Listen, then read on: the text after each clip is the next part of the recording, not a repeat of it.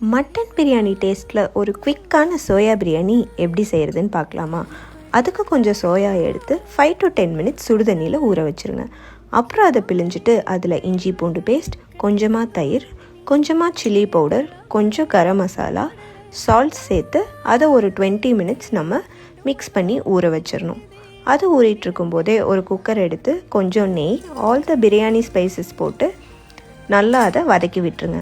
அது கொஞ்சமாக வதங்கினதும் ஒரு பெரிய வெங்காயத்தை கட் பண்ணி அதில் ஆட் பண்ணிடணும். அந்த பெரிய வெங்காயம் நல்லா வதங்கினதும் கொஞ்சம் இஞ்சி பூண்டு பேஸ்ட், ஒரு பச்சை மிளகா, கொஞ்சமாக தக்காளி அண்ட் கொத்தமல்லி சேர்த்து நல்லா வதக்கி விட்டுருங்க. அது நல்லா வதங்கினதும் கொஞ்சமாக தயிர் சேர்த்துட்டு நம்ம மிக்ஸ் பண்ணியிருக்க சோயாவையும் எடுத்து நல்லா வதக்கி ஆட் பண்ணிடலாம். நம்ம பொடிக்கடையோட பிரியாணி மசாலா 2 ஸ்பூன் ஆட் பண்ணிட்டு தேவையான அளவு உப்பு சேர்த்து நல்லா அதை கொதிக்க விட்டுறணும். கொஞ்சம் அரிசி சேர்த்து ரெடி பண்ணால் நம்மளோட சுட சுட சோயா பிரியாணி ரெடி.